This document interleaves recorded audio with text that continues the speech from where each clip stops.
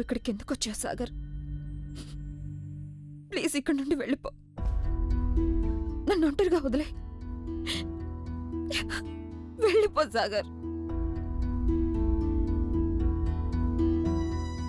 సరే, నేను ఇక్కడి నుండి వెళ్ళిపోవాలని నువ్వు కోరుకుంటే అలాగే వెళ్ళిపోతాను. కానీ వెళ్లే ముందు నేను నీకు ఒకటి ఇవ్వాలనుకుంటున్నాను.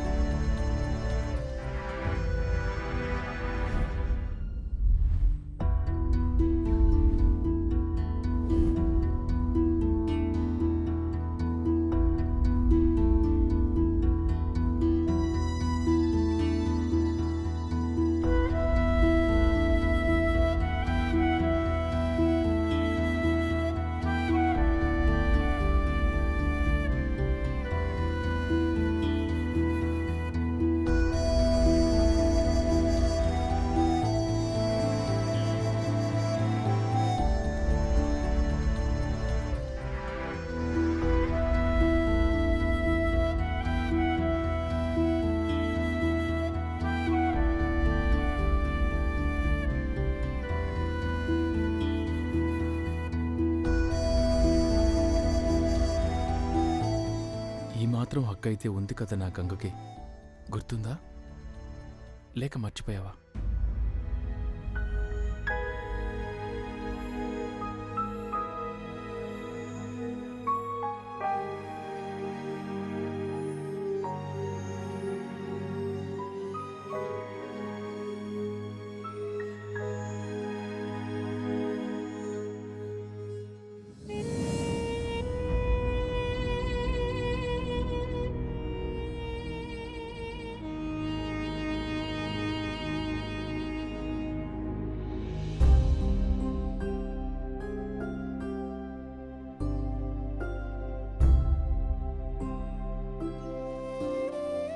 జ్యోతి, ఒక్కసారి నువ్వు పెట్టుకుని చూడు.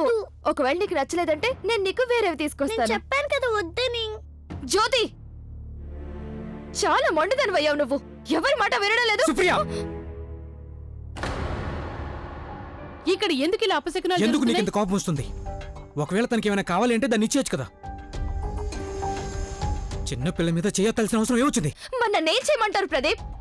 అమ్మమ్మ కృష్ణ కోసం ఏవైతే జుంకాలు తీసుకొచ్చారో జ్యోతికి కూడా అవే కావాలట. అరే అవి చూడు. ఇప్పుడు నేను ఇంత చిన్న పిల్లకి ఎలా నచ్చ చెప్పాలి? ఈ ఇంట్లో మీ అమ్మని సరిగ్గా పట్టించుకోరు, ఇంకా నిన్నెలా పట్టించుకుంటారు అని.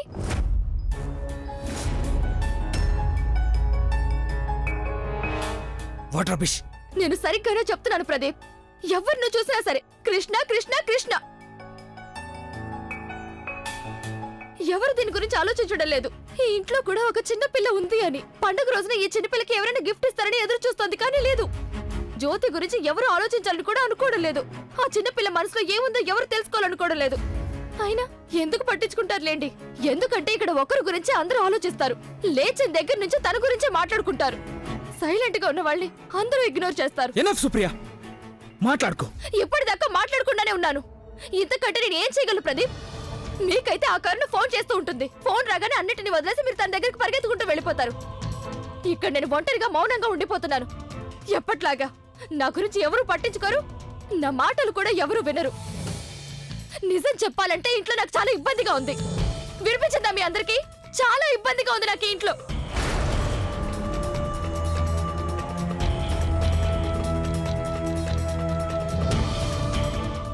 పద జ్యోతి.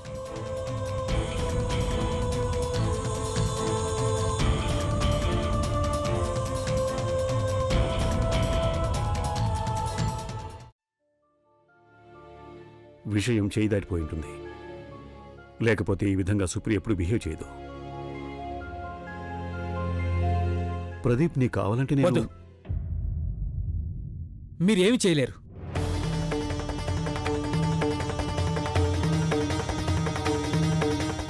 అది నా కోసం అస్సలు చేయలేరు. నా మ్యారీడ్ లైఫ్ నాశనం అయిపోతుంటే మీరు పట్టించుకున్నారా?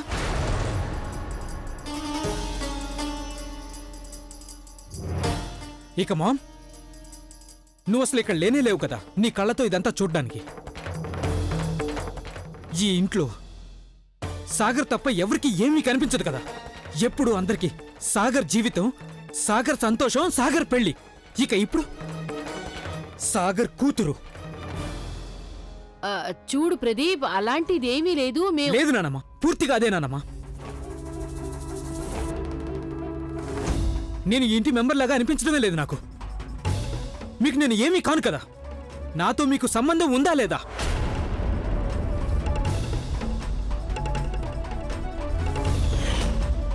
జవాబు చెప్పండి. ఈ ఇంట్లో నాకంటూ ఒక స్థానం, హక్కు ఉందా లేదా?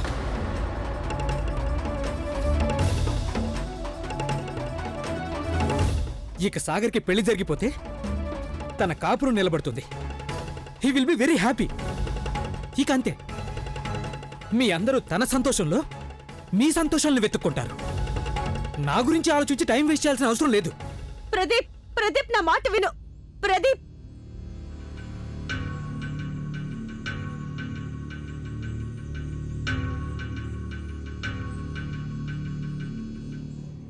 నిప్పు అంటుకున్నట్టే.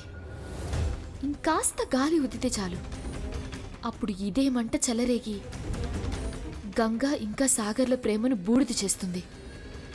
అలాగే దానితో పాటు ఈ ఇంటిని కూడా. ఒక చిన్న అగ్గిరవ్వ అగ్ని పర్వతం అవుతుంది, మొత్తం అన్నిటినీ నాశనం చేసేస్తుంది. సరే, ఇక టైం అయింది. నేను గంగింటికి బయలుదేరాలి.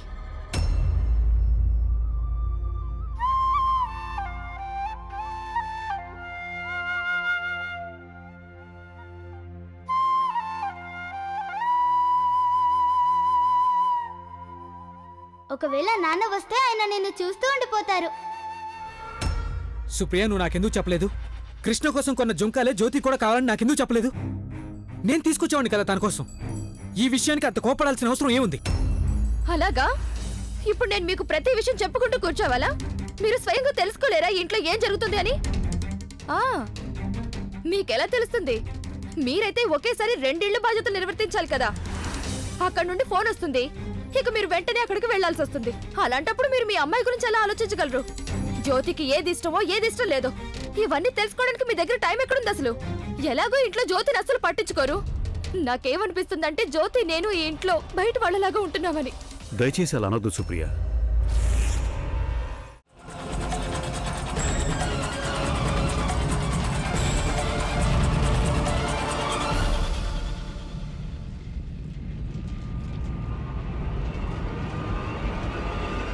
ఇల్లరా.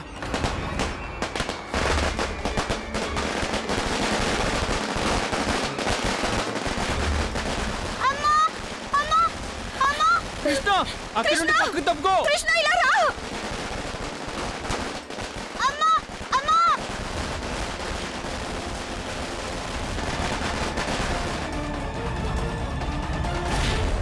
గంగా, గంగక్క!